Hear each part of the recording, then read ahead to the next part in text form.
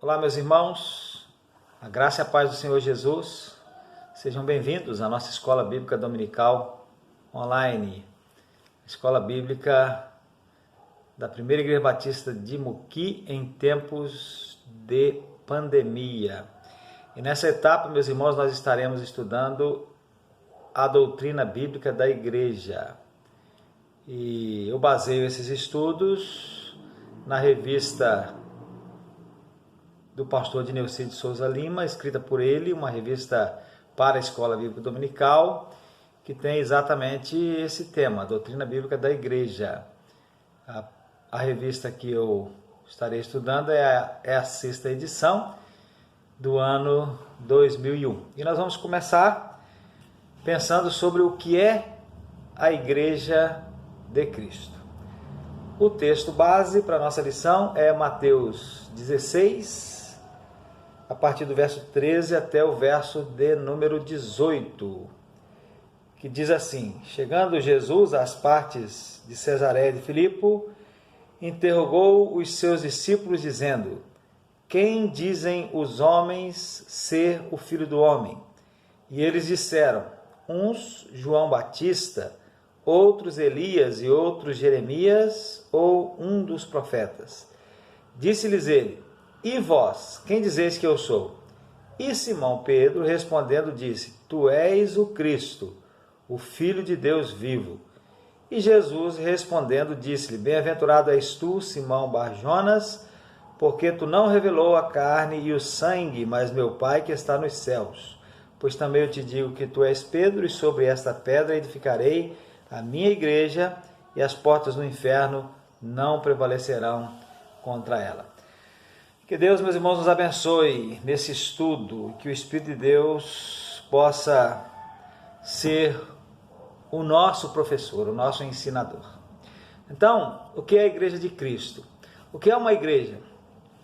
Aparentemente, meus irmãos, esta é uma pergunta simples, né? Todo mundo sabe ou talvez pensa que sabe responder o que é uma igreja. Então, aparentemente é uma pergunta simples.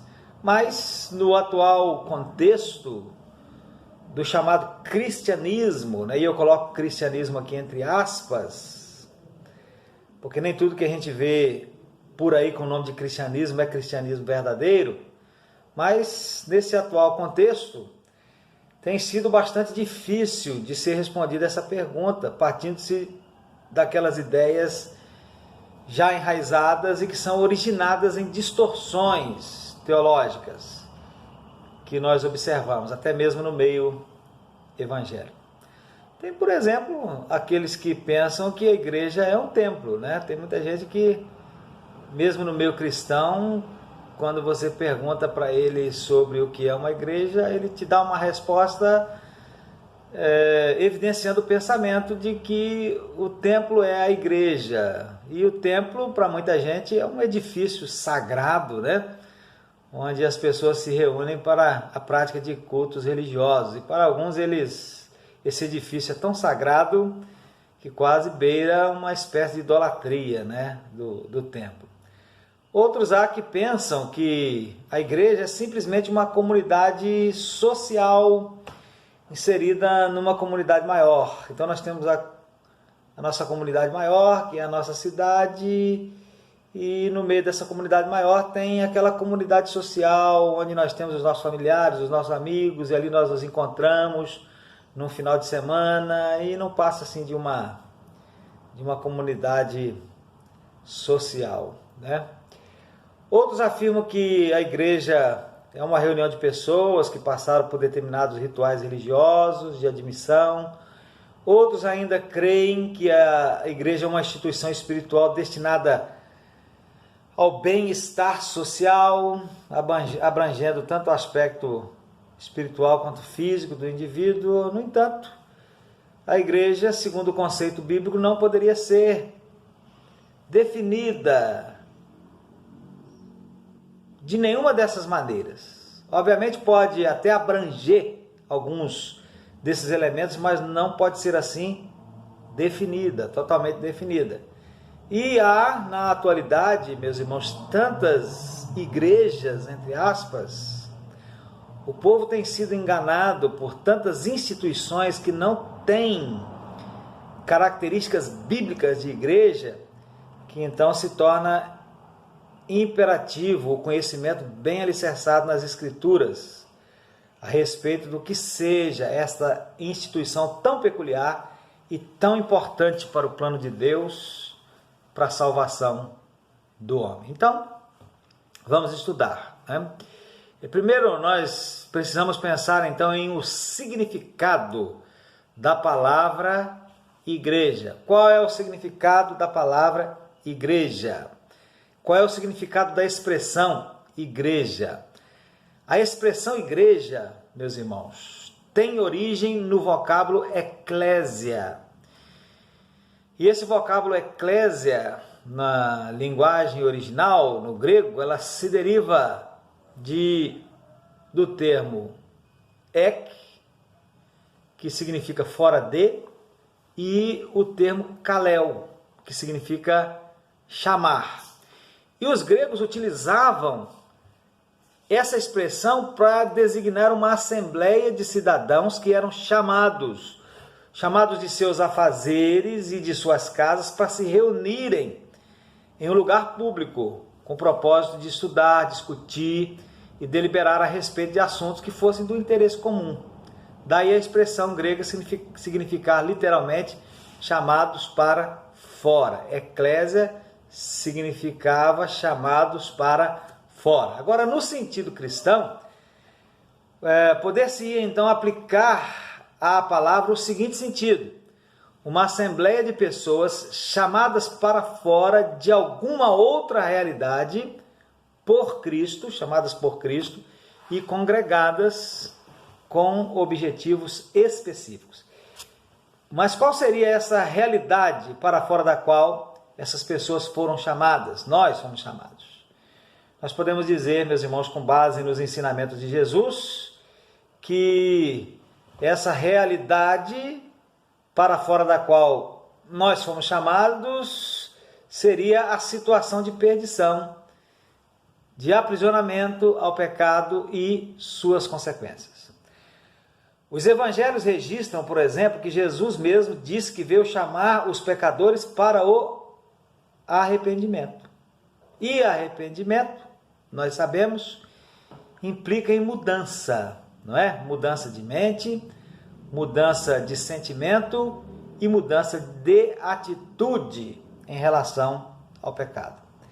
Em Mateus 11, de 28 a 30, Jesus diz aos que estão cansados e oprimidos, e todos, na verdade, estamos, né, desde que o pecado entrou no mundo, mesmo que alguns não se reconheçam assim. Então Jesus diz a esses que estão cansados e oprimidos, todos nós: vinde a mim, eu vos aliviarei, tomai sobre vós o meu jugo e aprendei de mim, que sou manso e humilde de coração, e encontrareis descanso para as vossas almas. Em outras palavras, Jesus estava dizendo: olha, saiam desta realidade opressora de dominados e oprimidos pelo pecado e venham para esta outra realidade que eu vos ofereço. Então essa é a realidade para fora da qual nós somos chamados, né? Somos chamados para sair dessa realidade opressora de dominados e oprimidos pelo pecado e ir para a outra realidade que o Senhor Jesus nos oferece. Agora, quanto aos objetivos, nós podemos destacar pelo menos dois. Primeiro, formar uma sociedade de pessoas santificadas no mundo. Isto é, uma sociedade de pessoas, uma união de pessoas separadas, moral, ética e espiritualmente do mundo, separadas por Deus e para Deus, para adorar a Deus em espírito e em verdade. E o segundo objetivo seria fundar uma agência de propagação da obra redentora de Jesus Cristo. Quando o Senhor Jesus chamou os seus primeiros discípulos, ele os convocou para se tornarem pescadores de homens. Os irmãos podem conferir isso em Mateus 4:19, Marcos 1:17, Lucas 5:10. E Jesus os levou então a serem pregadores do Evangelho. E pouco antes de subir aos céus, Jesus deixou a ordem para que os seus discípulos, para que a sua igreja anunciasse o Evangelho por todo o mundo. Mateus 28, versos 19 a 20. Então nós podemos compreender que a expressão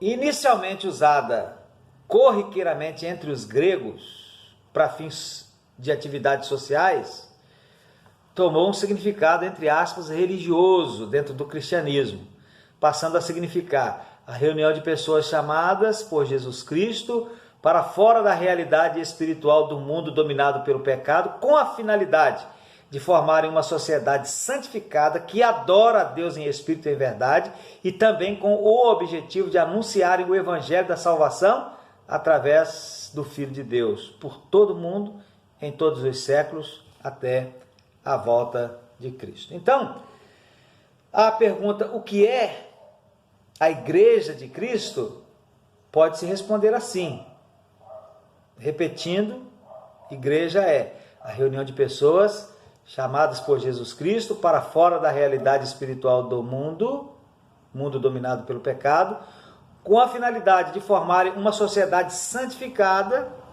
que adora a Deus em espírito e em verdade, e também com o objetivo de anunciarem o evangelho da salvação através do Filho de Deus por todo o mundo, em todos os séculos, até a volta de Cristo. Então isso aqui é igreja, né? É um pouquinho diferente de alguns conceitos que a gente percebe por aí. Agora, tendo visto sobre o significado do termo igreja, vejamos, em segundo lugar, sobre a sua fundação. Alguns argumentam que a igreja já existia no Velho Testamento. E se nós voltarmos ao significado da palavra eclésia, nós vamos perceber que realmente existia um, entre aspas, tipo de igreja entre os judeus. Na verdade, existe até uma palavra correlata em hebraico, a palavra kahal, que tem esse significado, né? É uma palavra correlata à palavra eclésia. As sinagogas, por exemplo, eram uma espécie de igreja. Os israelitas, reunidos e organizados no deserto, formavam uma espécie de igreja, uma congregação, mas não eram as igrejas de Cristo. Era uma espécie de igreja, se nós formos nos ater simplesmente ao significado da palavra eclésia, ou no hebraico a palavra kahal, então eles eram uma espécie de igreja, mas eles não eram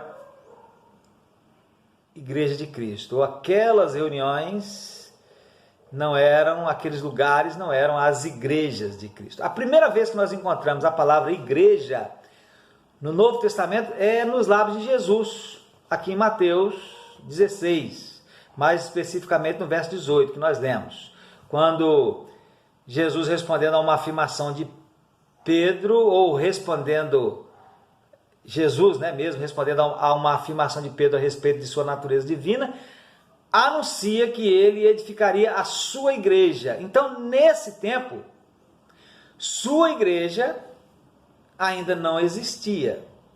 Se ele edificaria, é porque ela ainda não existia. A igreja de Cristo ainda não existia. E ele próprio a estaria formando. Então, quando podemos afirmar que a igreja foi fundada? Em que tempo ela foi fundada?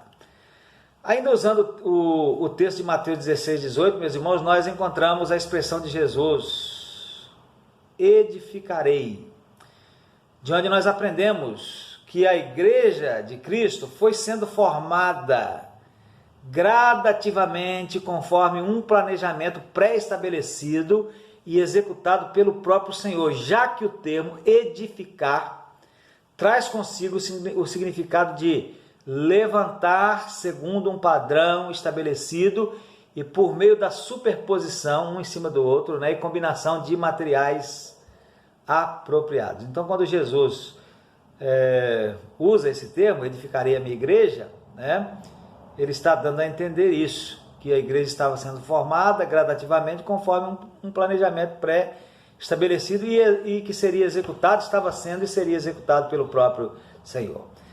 Nós não encontramos na Bíblia, meus irmãos, um registro explícito do exato momento em que a igreja foi fundada, mas nós encontramos uma indicação muito clara.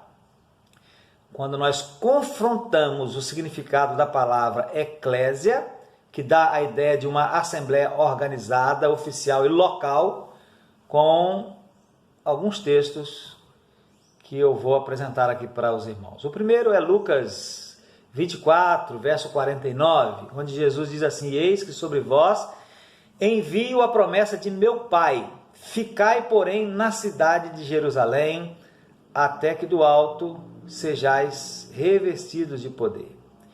Em Atos 1, 4 e também o verso 8, diz assim: e estando com eles, determinou-lhes que não se ausentassem de Jerusalém, mas que esperassem a promessa do Pai que, disse ele, de mim ouvistes. E o verso 8, mas recebereis a virtude do Espírito Santo que há de vir sobre vós e ser-me-eis testemunhas, tanto em Jerusalém como em toda a Judéia e Samaria e até aos confins da terra. E Atos 2, de 1 a 4, e depois os versos 46 a 47. De 1 a 4 diz assim: cumprindo-se o dia de Pentecostes, estavam todos reunidos no mesmo lugar, e de repente veio do céu um som, como de um vento veemente e impetuoso, e encheu toda a casa em que estavam assentados. E foram vistas por eles línguas repartidas como que de fogo, as quais pousaram sobre cada um deles. E todos foram cheios do Espírito Santo e começaram a falar em outras línguas, conforme o Espírito Santo lhes concedia que falassem. E depois, versos 46 e 47, perseverando unânimes todos os dias no templo e partindo o pão em casa, comiam juntos com alegria e singeleza de coração, louvando a Deus e caindo na graça de todo o povo. E todos os dias acrescentava o Senhor à igreja aqueles que se haviam de salvar. Jesus então convocara os seus discípulos, aqueles que foram chamados para fora da incredulidade, da rebeldia, do pecado, do tradicionalismo religioso, a estarem reunidos em Jerusalém, um lugar determinado. Não fiquem espalhados, vamos estar reunidos em um lugar determinado. E no dia de Pentecostes, então, houve o batismo do Espírito Santo sobre todos os que estavam reunidos naquele lugar determinado. E esse evento, então, assinalou a fundação da igreja. E pelos textos que se seguem a estes, né, nós ficamos sabendo, lá em Atos 2, depois Atos 3 e outros textos, nós ficamos sabendo que a igreja de Jerusalém, então, logo se organizou, tendo os apóstolos e Tiago como os seus líderes, e o Senhor ia acrescentando à igreja todos aqueles que se haviam de salvar, conforme nós lemos.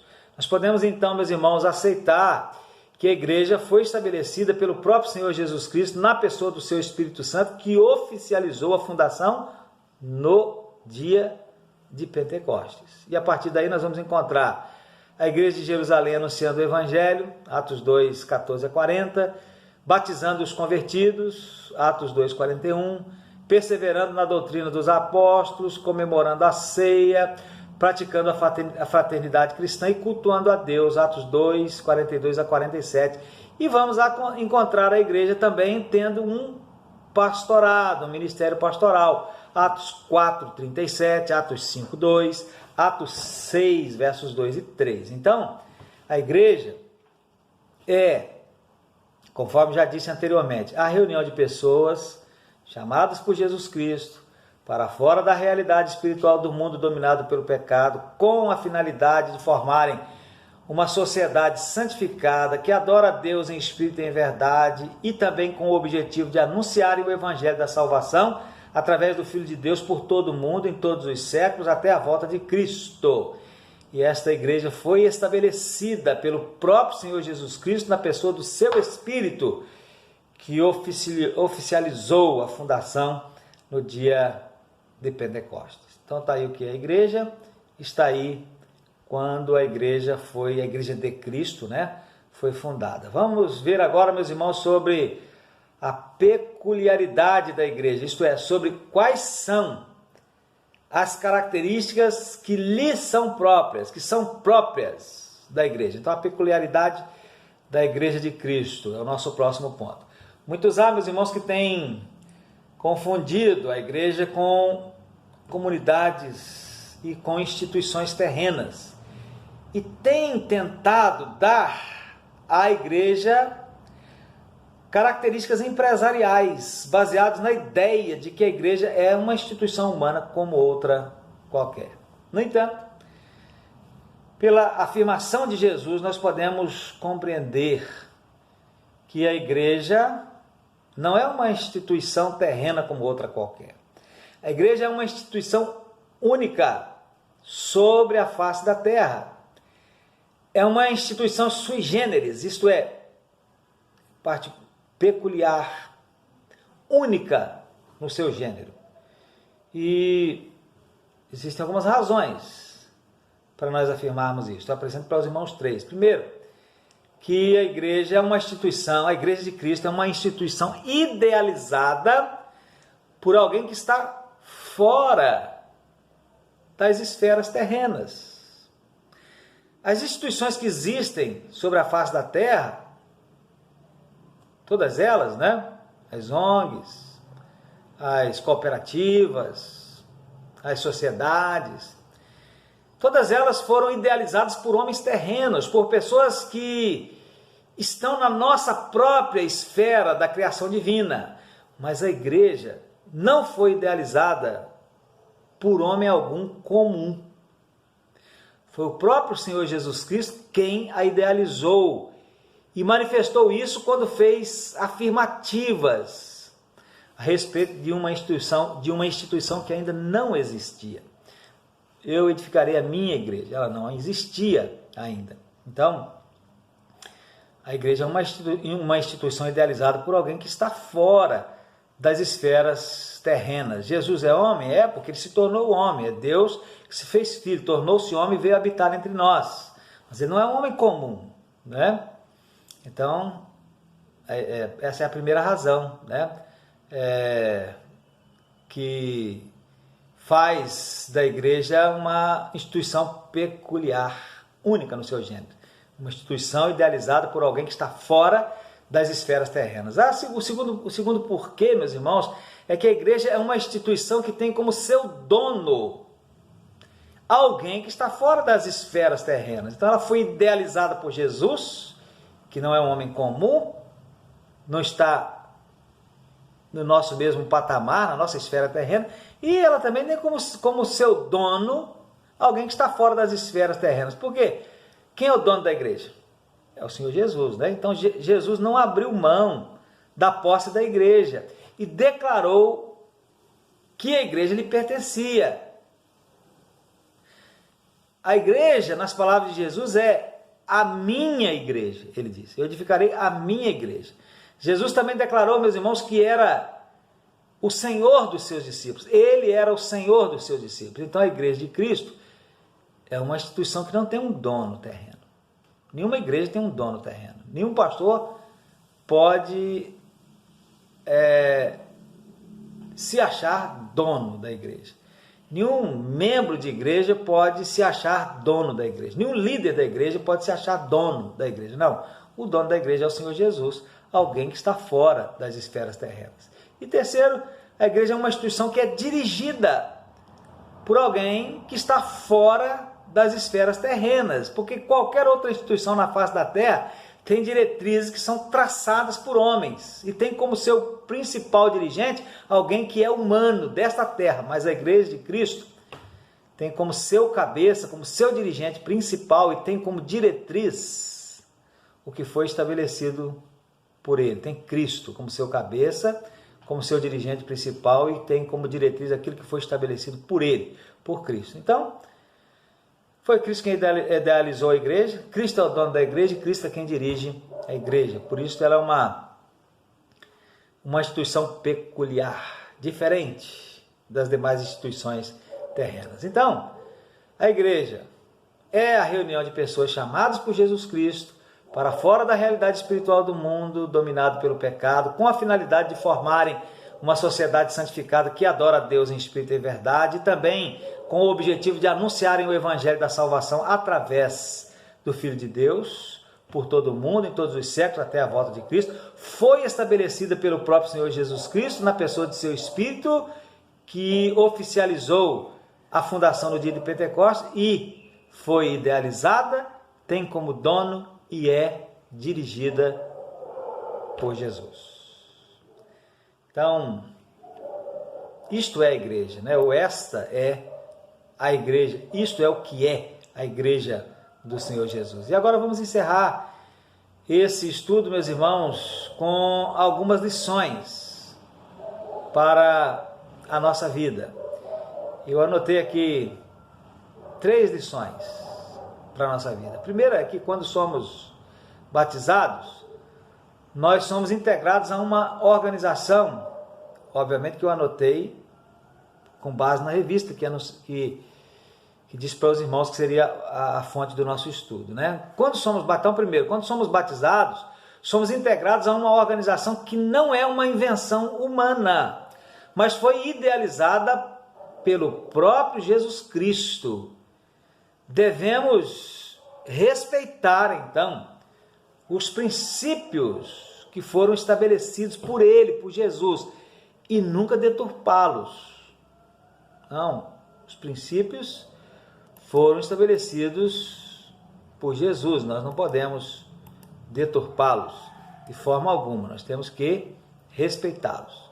Segunda lição, uma igreja, para ser autêntica, ela precisa ter características neotestamentárias, as quais são não ter um senhor terreno, humano, pautar-se unicamente por princípios estabelecidos pelo Senhor Jesus e seus apóstolos, autorizados e inspirados pelo Espírito Santo, ser constituída apenas de pessoas que experimentaram uma regeneração pela conversão ao Evangelho de Jesus Cristo. E terceiro, existem muitas instituições no mundo que levam o nome de igreja. No entanto, o crente em Cristo precisa analisar essas instituições e verificar se de fato tem as características de uma igreja autêntica de Cristo. Nós encerramos aqui, meus irmãos, esse estudo e no próximo estudo veremos sobre a constituição da igreja. Então hoje vimos sobre o que é a igreja de Cristo e no próximo estudo, se Deus permitir, nós vamos ver sobre a constituição da igreja de Cristo. Que Deus abençoe a vida dos irmãos e que o Espírito de Deus possa, como disse no início, ser o nosso instrutor e nos ajudar a compreender aquilo que nós lemos e estudamos na Santa Palavra do nosso Senhor. Amém.